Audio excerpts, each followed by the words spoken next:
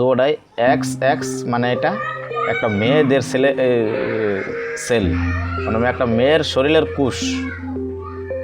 এই এই জায়গার দ্বারা কি হবে, একটা মেয়ে বাচ্চা জন্ম নেবে। আর এই যে এখানে একটা এক্স আছে একটা ওয়াই আছে, এই এক্স ওয়াই দ্বারা কি বোঝায়, এটা ছেলে। এই এই জায়গার দিয়া এরকমভাবে একটা সেল যদি তৈরি হয়, এই জায়গার দিয়ে কি হবে, একটা ছেলে সন্তান জন্ম নেবে। আসসালামু আলাইকুম। আজকের ভিডিওর বিষয় হলো সন্তান ছেলে হবে নাকি মেয়ে হবে, আর এতে দুষ্টাই বাকার, মার নাকি বাবার। কোরআন এবং সায়েন্স নিয়ে এই বিষয়ের উপরে ইনশাল্লাহ আলোচনা করার চেষ্টা করব। এখন আমি আমার পাওয়ার পয়েন্টে চলে যাই। Welcome to my power point.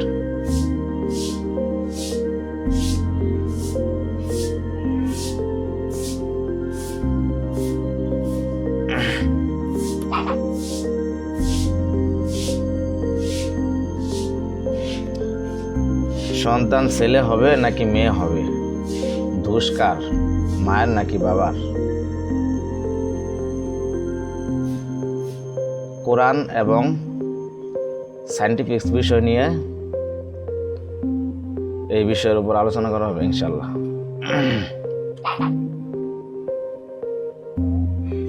প্রথমে সায়েন্টিফিকভাবে বিষয়টা বোঝা যাক।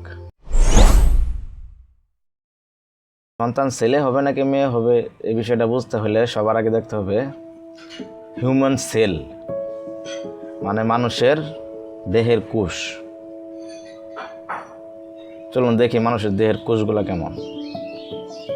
প্রথমে একজন ফিমেল বডির কোষ দেখি আমরা একটা মেয়ের দেহের কোষগুলো কেমন হয়। কোষগুলো হয় এমন, এই যে প্রথমে একটা ক্রোমোজোম, এখানে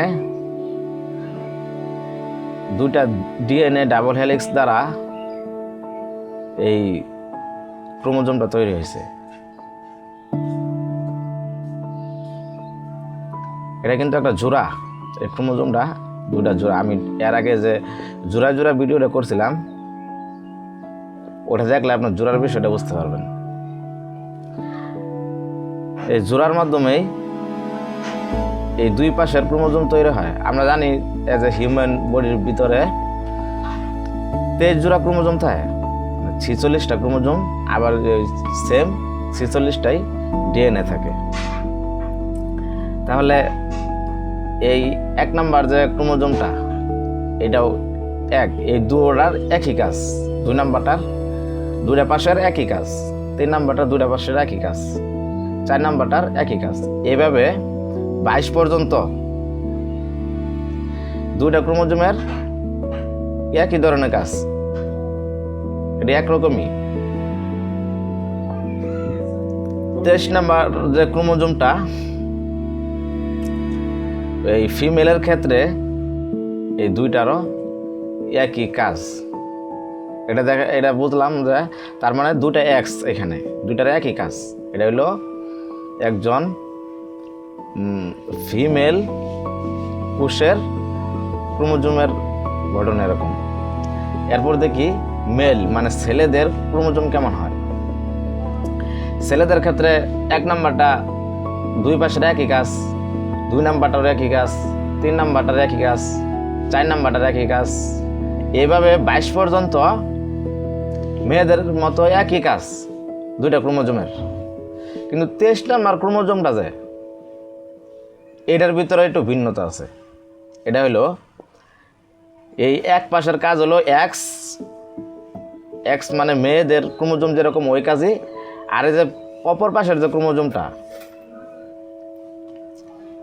এটা হলো ওয়াই, মানে এটার ভিন্নতার কারণেই ছেলে হয়, ছেলে বা মেয়ে ডিসাইড করে জায়গাটার ভিতরে। তাহলে কি বুঝলাম আমরা, যে মেয়েদের ক্ষেত্রে দুইটা এক্সই হবে ক্রোমোজোম, আর ছেলেদের ক্ষেত্রে এক্স আর ওয়াই হবে। তাহলে এখানে ভিন্নতা কি? ভিন্নতা হলো এক্স এক্স, আর ছেলেদের ক্ষেত্রে এক্স ওয়াই ছেলে, এক্স এক্স মেয়ে। এটা তো আমরা দেখলাম যে মানুষের শরীরের কোষটা মানে সেলটা। তাহলে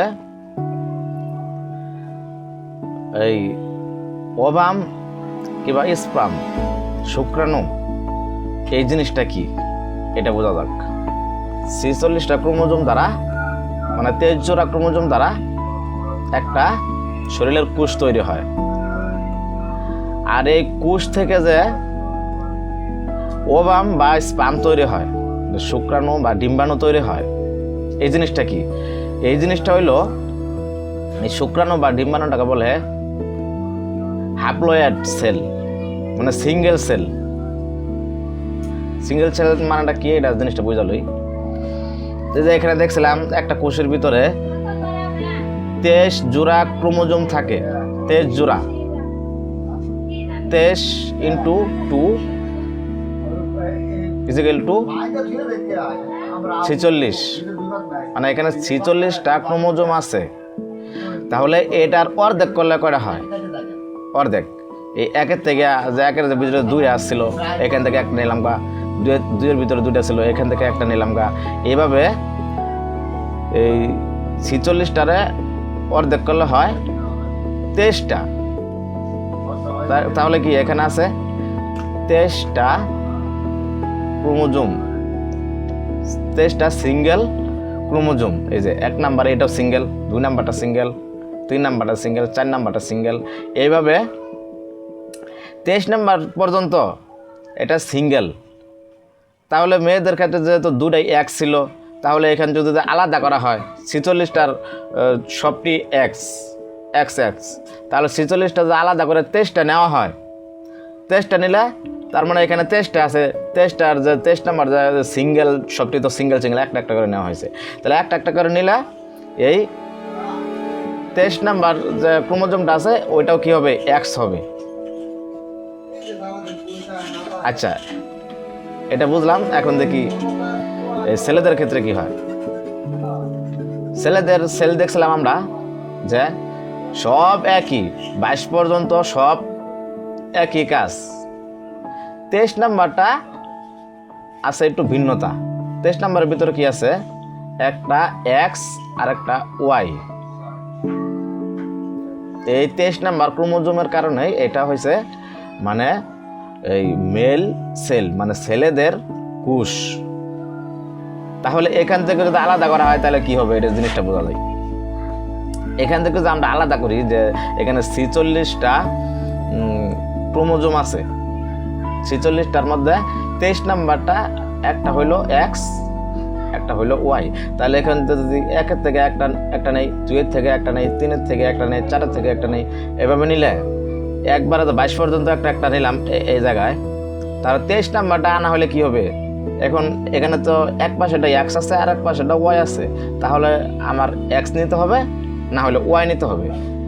যদি আমি এখান থেকে এক্স নেই তাহলে কি হবে? এটা তাহলে হবে এই 1 নাম্বারটা সিঙ্গেল সেল, 2 নাম্বারটা সিঙ্গেল সেল, এভাবে 22 পর্যন্ত। 23 নাম্বারটা যদি এক্স নেই তাহলে কি হবে? এটা একটা এক্স সেল হবে, মানে এই মেয়েদের কোষ হবে। আর যদি যেহেতু এখানে 2টাই আছে, তাহলে যদি এই 46টার অর্ধেক করে 23টা নেই, 23টার মধ্যে যদি এক্স না নিয়ে ওয়াইটা নেই, ওয়াইটা নিলে কি হলো? এক্স এটা বাদ দিলাম, এটা এখান থেকে বাদ দিয়া যদি ওয়াইটা নেই, ওয়াইটা নিলে হলো এটা একটা ছেলেদের স্পার্ম, মানে ছেলেদের শুক্রাণু। মানে এটা এই শুক্রাণু দ্বারা যদি কোনো জাইগোট গঠিত হয় তাহলে কি হবে? ছেলে জন্ম নেবে। বিষয়টা আমরা এখানে নেক্সটে যাই বুঝি। নেক্সট, এই যে এখানে অনেকগুলা শুক্রাণু আছে যেগুলা সবাই রেসিং করছে মানে ডিম্বাণুতে যাওয়ার জন্য। তাহলে এখানে কি আছে?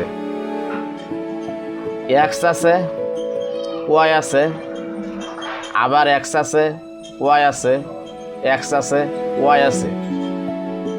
দুই ধরনের ওই এখানে শুক্রাণুই আছে। এখান থেকে যদি সবাই তো রেসিং করছে, যদি এক্স সবার আগে এই ডিম্বাণুর ভিতরে যাইতে পারে, এই যে দেখা যাচ্ছে, যদি এক্স সবার আগে এখানে ডিম্বাণুর ভিতরে যায়, তাহলে কি হলো? এটাও এক্স, এটাও এক্স, তার মানে এটা একটা গার্ল, মানে এটা একটা মেয়েদের ওই জায়গা তৈরি হয়ে গেল, একটা মেয়েদের কুশ তৈরি হয়ে গেল, এটার দ্বারা একটা মেয়ে বাচ্চা জন্ম নিবে। আবার যদি এখানে যেহেতু এক্স আছে, ওয়াই আছে, যদি ওয়াই যায় সবার আগে ডিম্বাণুর ভিতরে, ওয়াই গেলে কি হবে? একটা এক্স, একটা ওয়াই, তার মানে কি? এটা হলো বয়, মানে একটা ছেলেদের কোষ। এই কোষ দ্বারা একটা জায়গা তৈরি হলে ওই বাচ্চাটা কি হবে? ছেলে বাচ্চা হবে। নেক্সট, এই যে জাইগট, এই জাইগটের ভিতরে যে দেখা যাচ্ছে যে এই শুক্রাণু আসছে। যদি সবার আগে এই ডিম্বাণুর ভিতরে যদি এক্স যায় তাহলে হবে মেয়ে সন্তান, আর যদি ওয়াই যায় তাহলে হবে ছেলে সন্তান। জাইগট তৈরি হয়েছে, এই যে এখানে দেখা যেতেছে, এটা দুটাই এক্স এক্স, মানে এটা একটা মেয়েদের সেল, মানে একটা মেয়ের শরীরের কোষ। এই জাইগট দ্বারা কি হবে? একটা মেয়ে বাচ্চা জন্ম নেবে। আর এই যে এখানে একটা এক্স আছে, একটা ওয়াই আছে, এই এক্স ওয়াই দ্বারা কি বোঝায়? এটা ছেলে। এই জাইগট দিয়া এরকমভাবে একটা সেল যদি তৈরি হয়, এই জাইগট দিয়ে কি হবে? একটা ছেলে সন্তান জন্ম নেবে। নেক্সট, তাহলে আসলে এখানে দুষ্টাকার জিনিসটা বুঝি। দুষ্টা আসলে এখানে কারণে না, কারণ মেয়েদের ক্ষেত্রে মেয়েদের দুইটা এক্স এক্সই থাকে। 23 জোড়া ক্রোমোজোমের ভিতরে 23 জোড়া সবটি এক্স এক্স।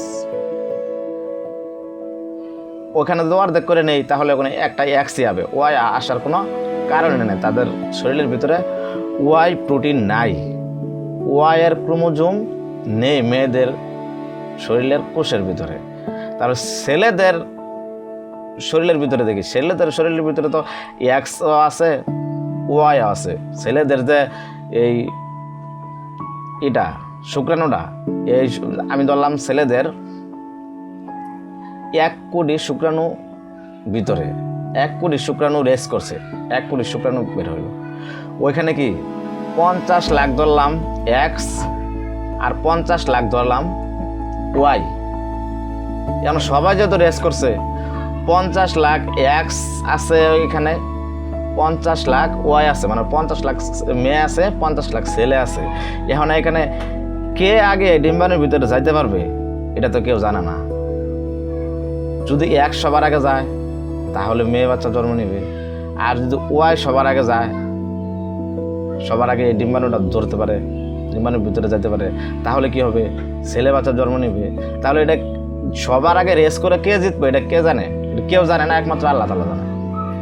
আল্লাহ যারা জিতাবো, যদি মেয়ের জিতায়, এক্স জিতায় তাহলে মেয়ে হবে, আর যদি ওয়াই জিতে তাহলে ছেলে হবে। তার মানে কি বোঝা গেল? এই দোষটা আসলে কারোরই না। আর ছেলেদের তো দোষ হওয়ার কথা না, কারণ ছেলেদের ভিতরে 50 লাখ ধরলাম এক্স আছে এই শুক্রাণু, আর 50 লাখ শুক্রাণু আছে ওয়াই। তাহলে 50 লাখের যাবো তো একটা, এখন কোনটা যাবো কেরা জানে? ওয়াই যাবে না এক্স যাবে?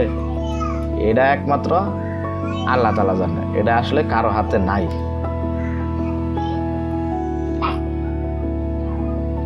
তাহলে এখন দেখি কোরআন কি বলে এই বিষয়ে। কোরআনে কিছু আছে নাকি? 42 নম্বর সূরার 49 আর 50 নম্বর আয়াতে এই বিষয়টা আছে। এবং কি কোরআনে আরও কিছু এই বিষয় নিয়ে আরও কিছু আয়াত আছে, কিন্তু এই 2 আয়াতের ভিতরে ছেলে হবে নাকি মেয়ে হবে আল্লাহ তাআলা বইলা দিছে। যে এখানে আসলে দেখি, লিল্লাহি মুলকুস সামাওয়াতি ওয়াল আরদি ইয়াখলুকু মা ইয়াশাউ ইয়াহাবু লিমান ইয়াশাউ ইনাসা ওয়া ইয়াহাবু লিমান ইয়াশাউ যুকুর। আসমানসমূহ ও জমিনের রাজত্ব আল্লাহরই, তিনি যা চান সৃষ্টি করেন, তিনি যাকে ইচ্ছা কন্যা সন্তান দান করেন এবং যাকে ইচ্ছা পুত্র সন্তান দান করেন। পরের আয়াত 50 নম্বর আয়াত, আউ ইউজাউওয়াজুহুম যুকরান্না ওয়া ইনাসা ওয়া ইয়াজআলু মান ইয়াশাউ আকিমা ইন্নাহু আলিমুন কদির। অথবা তাদেরকে পুত্র ও কন্যা উভয়ই দান করেন এবং যাকে ইচ্ছা বন্দা করেন, তিনি তো সর্বজ্ঞ সর্বশক্তিমান। তার মানে কি বোঝা গেল? যে আল্লাহ তাআলা যাকে ইচ্ছা কন্যা সন্তান দান করেন এবং যাকে ইচ্ছা পুত্র সন্তান দান করেন, আবার যাকে ইচ্ছা আল্লাহ তাআলা কিচ্ছুই দান করেন না, বন্দাত্ব করেন। আবার যাকে ইচ্ছা উভয় দান করেন। এটা একমাত্র আল্লাহ তাআলার ইচ্ছা। এখানে কারোরই হাত নাই, ছেলেরও হাত নাই, মেয়েরও হাত নাই, ছেলেরও কোনো দোষ নাই, বাবারও কোনো দোষ নাই, মায়েরও কোনো দোষ নাই। তাহলে আমরা এই বিষয়ে, যে আমাদের সমাজে যে প্রচলিত আছে যে মেয়েদেরকে দোষারোপ করা হয় বেশি মেয়ে বাচ্চা হলে, এই বিষয়টা আসলে ঠিক না। কারণ এখানে সায়েন্টিফিকভাবে বোঝা গেল যে এখানে আসলে কারোরই হাত নাই, একমাত্র আল্লাহ তাআলার হাত আছে। আর কোরআনের আয়াত আমি 2টা দেখাইলাম, এখানেও আল্লাহ তাআলা বলে দিয়েছে যে আল্লাহ যাকে ইচ্ছা কন্যা সন্তান দান করেন, যাকে ইচ্ছা পুত্র সন্তান দান করেন, আবার যাকে ইচ্ছা উভয় দান করেন, 2টাই দেয়। আবার যাকে ইচ্ছা আল্লাহ তাআলা বন্দাত্ব করেন। এটা আল্লাহর ইচ্ছা, এখানে আসলে কারোরই হাত নেই।